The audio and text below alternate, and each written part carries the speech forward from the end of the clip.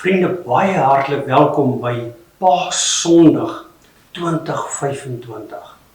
Ons is hier by die groot gebeure van hierdie lydingsweek en die Paasnaweek en Sondag wat ons die opstanding en die oorwinning van die opstanding vier. Vriende, wat 'n geweldige week wat ons herdenk met die Palmsondag, die aankoms van hierdie nuwe werklikheid. En dan elke dag wat ons oordenkings kon kry. En dan donderdag aand wat ons aangesit het by die tafel met die Pasgamaal, waar ons iets beleef het van wat Jesus en die disippels beleef het. En dan Vrydag, Goeie Vrydag, waar ons nagedink het oor die geweldige koste van hierdie nuwe werklikheid. Met Jesus wat aan die kruis was sy lyding die hoogtepunt bereik het met sy geweldige, verskriklike lyding en sy sterwe, en waar hy begrawe is. En dan Stil Saterdag, wat ons nagedink het oor die grootheid van hierdie gebeure. En dan natuurlik nou Paasoggend, wat ons nou vier, die opstanding, die opwekking van die Here Jesus. En dit is so voorreg om dit saam te vier. Ek wil julle daarom groet, met die Paasgroet, wat die vroeë Christene mekaar gegroet het om te sê, ek groet vir jou en ek seën vir jou, Jezus het opgestaan. Jezus het waarlik opgestaan. Jezus leef. Hy is die oorwinnaar. Mag dit vir jou werklikheid wees in hierdie Paastyd. Mag die nuwe werklikheid, wat ons herdenk vir jou, vars en nuut deurbreek. Ons kan amper nie genoeg daarvan kry en om vanuit dit te leef nie. Vriende, ek wil ook vir die kinders vertel van kinders as julle ergens oor hierdie Paasnaweek, as julle 'n paaseier eet. En 'n mens vat daai paaseier en jy breek hom oop, hierdie wat nou so mooi sjokolade is en wat hol binne is. As jy hom oopbreek, dan kan dit vir jou dink aan die graf wat leeg is. En daai soet smaak van die paaseier kan vir jou iets gee van die aangename smaak van die opstanding dat Jesus lewe. En as ons dink aan 'n regte eier wat binne nou gevul is, sê maar 'n hoendereier, dan weet ons dat daar gaan 'n nuwe lewe gebore word. En dan gaan 'n nuwe lewe ontstaan uit hierdie eier. En dink daaraan dat dat die graf leeg is en dat Jesus opgestaan het. En dat hy vir ons 'n vars, nuwe lewe moontlik maak. Mag verskillende goed wat ons in die Paastyd dalk doen by die huis, ons herinner aan hierdie mooi gebeure. Kom ons doen 'n gebed saam en dan voor ons die Bybelgedeelte lees en ons bid dat die Here deur ook hierdie pragtige en treffende gedeelte met ons elkeen persoonlik gaan praat. Here, ons harte is vol van dankbaarheid en opgewondenheid oor die voorreg om hierdie groot gebeure te kan herdenk. Dankie Here dat U ons werklik so lief gehad het, dat U U seun gestuur het. Dankie Here Jesus dat U hierdie pad kon stap het, omdat die Vader U gestuur het en omdat U gedring is deur deernisvolle liefde vir mense soos ons. Mense in die hele wêreld, maar vir ons in ons sondige en gebroke werklikheid. Dankie dat U die verskriklike lydingspad gestap het. Maar dankie dat U die dood oorwin het. Dankie Vader dat U U seun opgewek het en dankie Here Jesus dat U opgestaan het en dat die dood oorwin is en dat U leef. Here, ons gebed is dat elkeen van ons in ons spesifieke omstandighede, met ons spesifieke behoeftes, met die uitdagings wat ons hanteer persoonlik, in ons gemeenskap en in die land en in die wêreld, dat hierdie boodskap oral gevier sal word en dat dit nuwe hoop en lewe sal bring, maar dat dit ook vir ons persoonlik sal diep aanraak en nuwe bevryding en hoop sal bring om met vreugde vanuit die oorwinning van hierdie kragtige boodskap te leef. Here, waar ons nou 'n gedeelte gaan lees wat baie treffend vertel van hierdie werklikheid wat deurgebreek het, bid ons dat U, Here, deur die lees van U woord en deur die praat oor U woord, dat U deur die Heilige Gees dit vir ons vars en nuut sal maak. Ons bid dit in die Here Jesus Christus se naam. Amen. Vriende, ons gaan lees uit 'n gedeelte 1 Korintiërs 15. Dit is die langste hoofstuk in die Bybel oor die opstanding. Dit word beskou, dit is die oudste gedeelte in die Bybel oor die opstanding. Dit word deur sommige geleerdes beskou as die oudste lyne oor die opstanding, oor die kern en die hart van die evangelie. 1 Korintiërs, die gemeente in Korinthe is deur Paulus gestig op sy tweede sendingreis in so ongeveer 50 na Christus. So ons praat hier van omtrent so 20 jaar, 15-20 jaar na Jesus se opstanding is hierdie gemeente gestig deur Paulus. En dan so in 55 na Christus skryf hy hierdie brief. Dis eintlik die tweede brief wat hy geskryf het. Die eerste een het verlore gegaan. Hy het kontak met die gemeente gehad. Hy was so 18 maande in die gemeente toe die gemeente gestig het. Toe het hy aangegaan met sy sendingreise en sy werk. En daar was korrespondensie gewees en hy antwoord op vrae, maar dan kom praat hy ook oor die opstanding. Nou wat treffend is in die begin van die brief, praat hy aangrypend oor die kruis en die krag van die boodskap van die kruis. En dan in hierdie brief mond dan uit in die opstandingsoorwinning. So Paulus praat en hy anker hierdie gemeente in die koms van die Here Jesus en in die kruis en in die opstanding, sodat hulle die hele lewe kan oriënteer daai. Van die gelowiges is uit die Jodendom, en die meeste gelowiges in die gemeente is vanuit die heidendom.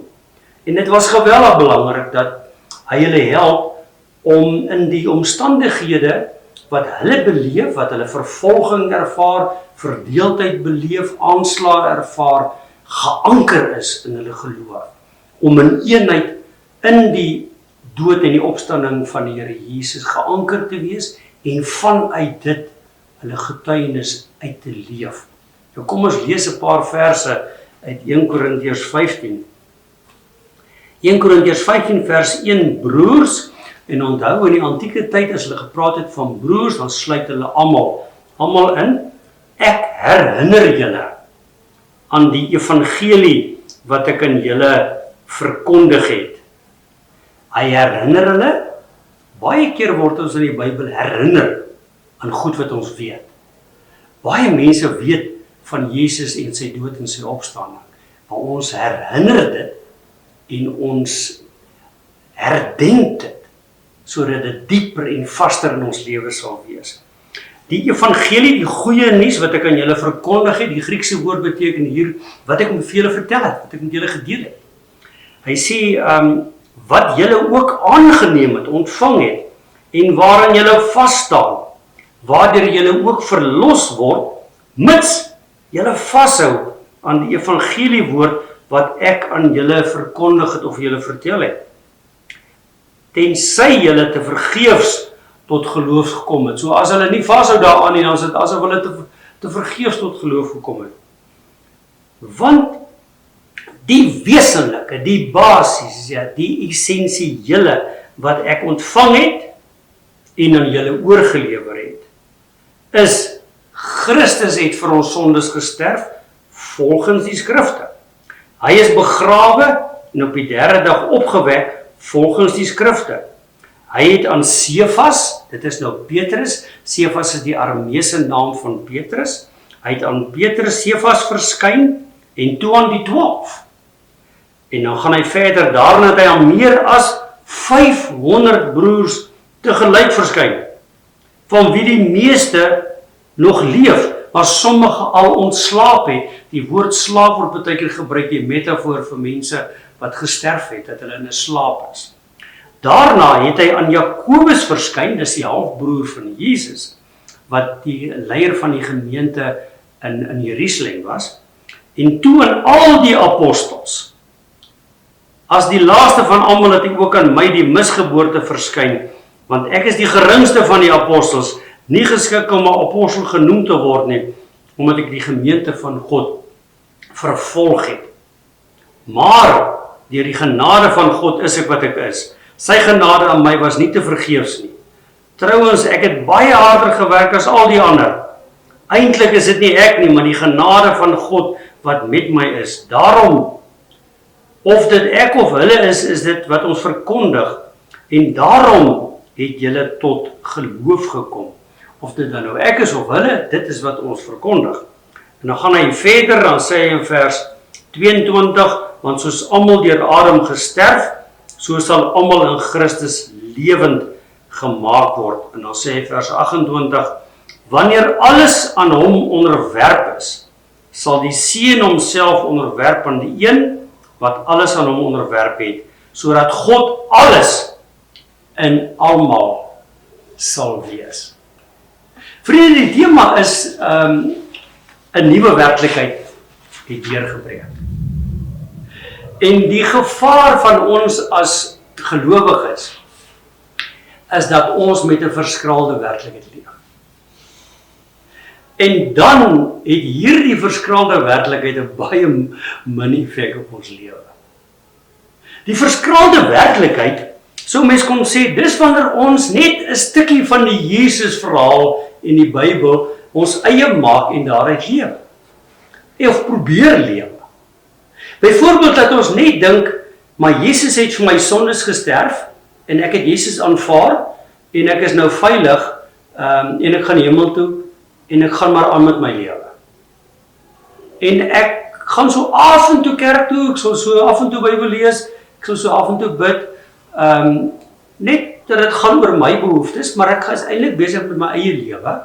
Ek maak nie erns daarmee om Jesus te volg nie, ek is nie diensbaar aan die koninkryk nie, ek is nie 'n lewende getuie vir die Here nie, my hele lewe is nie aan die Here gewy nie, dit gaan maar eintlik maar oor myself, maar ek noem myself 'n Christen, maar ek werk met so 'n verskraalde verstaan van die evangelie, maar ek is eintlik maar met my eie lewe besig. Mens noem dit verbruikersgodsdiens. Dit is godsdiens wat net verbruik wat ek nodig het, maar wat die hart en die kern en die dringendheid van disippelskap eintlik heeltemal mis. 'n Baie verskraalde verstaan. Mens mis die oorwinning van die Here.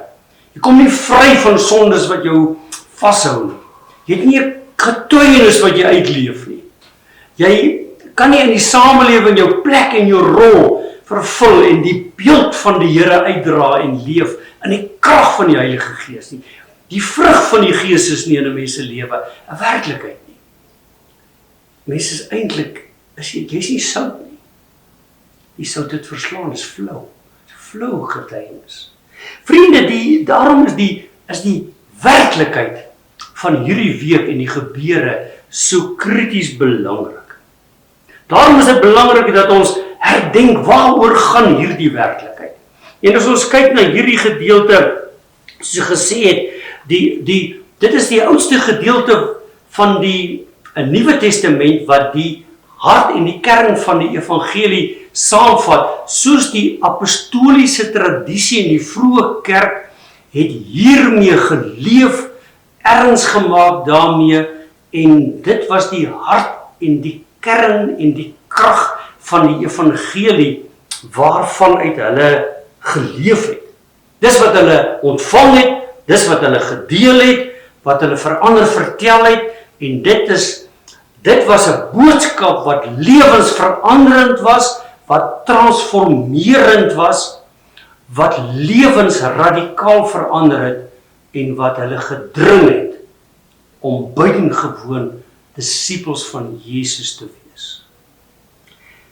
Vriende, dit was die geloofwaardige, die autentieke goeie nuus van die evangelie. Nou kom ons kyk wat sê hierdie gedeelte. Paulus sê, ek wil julle juis daaraan herinner, want hierdie jong gemeente het die gevaar geloop, dat hulle met al die goed wat hulle beleef het, soos wat ons die gevaar loop, met al die polarisering, met al die korrupsie, met al die goed wat in die land aangaan, in ons gemeenskappe en die wêreld, dat ons die gevaar gaan, dat ons nie vanuit die nuwe werklikheid van die evangelie en die koninkryk leef nie. En hierdie nuwe werklikheid wat Paulus van praat, is die koninkryksboodskap van die evangelies. Paulus praat van dit wat jy in Christus ontvang het, die nuwe werklikheid, en die evangelies praat van hierdie nuwe werklikheid as die koninkryk van God. En dan is hy sê, ek herinner julle daaraan. Ons het vandag so nodig om herinner te word aan die kern van die evangelie, sodat ons vanuit die hart en die kern van die evangelie lewenskragtige disippels van die Here Jesus kan wees. En dan sê hy in hierdie gedeelte, die wesenlike, die belangrikste van alles wat ek vir julle gesê het, is dan hierdie vers 3 tot 5, wat die kern is in die oudste lyne van die Nuwe Testament is. Christus het vir ons sondes gesterwe volgens die geskrifte. Christus, Johannes 3 vers 16, is God se liefde wat gekom het. Hy het kom lewe, hy kom ly, hy kom sterf, hy het my en jou sondes op hom geneem. Ons het saam met hom gesterf, hy het in ons lewe ingegaan, en hy die dood en die lyding en die swaar kry beleef. Hy het in ons plek, het hy gesterf. Hy het vir ons gesterf. En dis wat ons gedenk het Vrydag met die goeie Vrydag. Die krag van die opstanding. Dat Jesus alles, al ons lyding, al ons sondes, ons skuld, die mag en die krag en alles daarvan het hy op hom gedra. En hy het in dit ingegaan, om volledig geïdentifiseer met dit wat ons beleef en waardeur ons gaan. En hy het gesterf. En hy is begrawe. Hy was dood gewees. Hy het in die dood ingegaan. Waardeur ons ook moet gaan. En waardeur ons geliefdes wat reeds dood is, deurgegaan het. Dan staan daar, hy is op die 3de dag opgewek. Nou die Joodse telling is, die dag waarop hy gesterf het, word getel, en dan die volgende dag, so die Vrydag word getel, die Saterdag die 2de dag, en dan die Sondagoggend die 3de dag, is hy opgewek, volgens die skrifte. Hy is deur die Vader met 'n magtige, kragtige daad uit die dood uit opgewek. Die mag en die krag van die sonde en die dood en alle kragte en magte het hy oorwin en is deurbreek en hy is opgewek en hy die lewe. Hy deur die dood heen het hy die lewe gebring.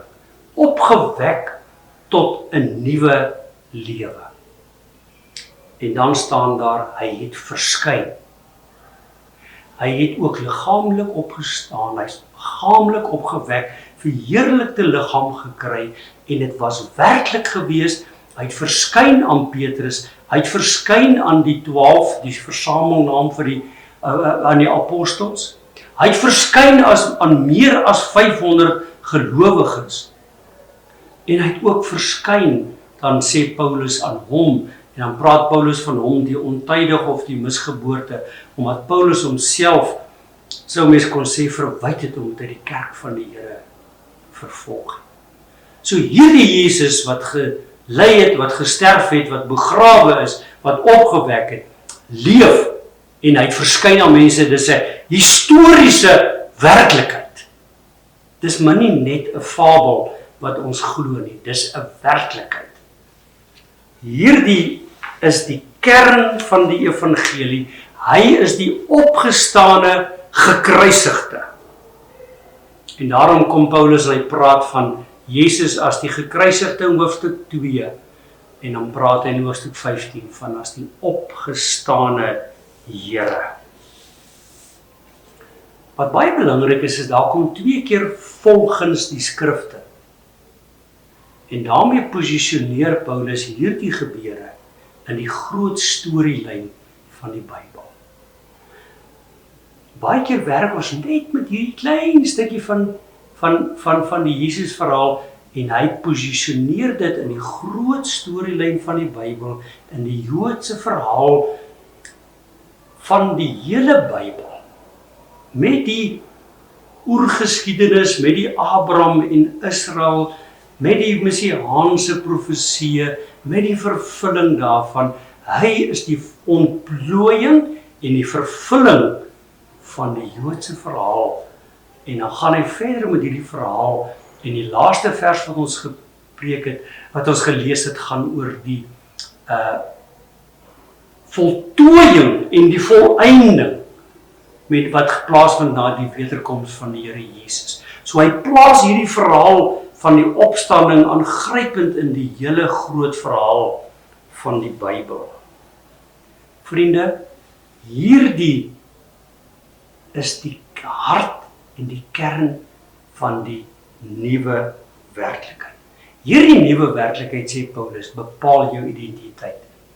Hy sê deur die genade van God wat hierin geopenbaar is ons wat ons is. As jy dit glo en aanvaar het, soos hy sê in vers 2, dan word dit jou identiteit. Die nuwe werklikheid. Jy's 'n nuwe mens in die Here Jesus. Die sondige ou werklikheid is verby. Die nuwe het gekom. Jy's 'n nuwe mens in die Here. Jy's 'n opstandingsmens. Jy het saam met Jesus gesterf aan die kruis. Jy is saam met Jesus opgewek tot 'n nuwe lewe. As jy dit glo, dit is 'n werklikheid in jou lewe. En daarom leef ons met 'n nuwe identiteit in hierdie moeilike omstandighede en gebroke wêreld. Dis 'n genade werklikheid. En ons kyk na onsself en ons kyk na mense vanuit die genade van God se gebeure wat ons nou oor gepraat het. En dan word ons opgeroep om te leef van hierdie werklikheid. Paulus kom en hy sê hier, dit is wat julle ontvang het. Die Griekse woord daar sê ons sê dit in die geloof ontvang, hierdie boodskap. Maar dan sê hy, ons moet in hierdie boodskap vas staan. Hy sê dit wat julle ontvang het en vas staan. En dan praat hy van, mits julle nie tot vergeefs tot geloof gekom het nie, die volharding daarvan. Ons het ongelooflik nodig, om in die tyd waar ons vandag leef, dit vars en nie te glo, en vars en nie vas te staan daarby, en daaruit te lewe. Want hierdie lewe beteken dat ons die oorwinning oor die dood het, dat ons vars en nie kan lewe, dat ons in ons lewe waar ons leef, onder leiding van die Heilige Gees, lewegewend is, en waar ons vars nuwe lewe kry, hierdie nuwe lewe bevestig. Ons gee en wy ons hele lewe aan hierdie werklikheid. Ons dien die koninkryk, ons volg die Here Jesus in hierdie proses, en dan deel ons dit met ander. Paulus sê, ek het dit ontvang en ek deel dit met julle. En dan sê hy eindig hierdie gedeelte en hy sê, dis wat ek deel en wat ek verkondig. Ons kan nie anders nie. Hierdie werklikheid oorweldig jou lewe. Dit het so impak op jou lewe. Jy kan nie anders as om dit te deel nie. Deel daarvan is dat ons dan met vreugde dit uitleef. As hierdie werklikheid in jou lewe werklikheid is, soos een teoloog gesê het, is die opwekking van Jesus maak ons opgewekte mense. Ons is mense vol vreugde. Ons kan nie anders as om dit uit te leef nie. Sê vir my, hierdie nuwe werklikheid wat deurgebreek het, glo jy dit werklik? Staan jy vas daarin? Leef jy vanuit dit? Mag Paasondag 2025 jou inspireer om vars en nuut hierdie nuwe werklikheid te glo en vanuit die krag van die opstanding onder leiding van die Heilige Gees, gedring deur die liefde van die Here, dit vars en nuut te leef, deur 'n lewe van diensbaarheid, deur dit te vertel, deur dit te deel, en die vreugde daarvan te ervaar. Amen. Hemelse Vader, baie dankie vir die wonderlike voorreg van hierdie Paasfees en Paastyd. Dankie vir die wonderlike voorreg, Here, van die krag van die kruis en die oorwinning van die opstanding. Mag dit ons hele lewe transformeer. Here, mag ons dit vars en nuut glo en mag ons nuut daaruit lewe. Mag ons met vreugde en oorwinning leef.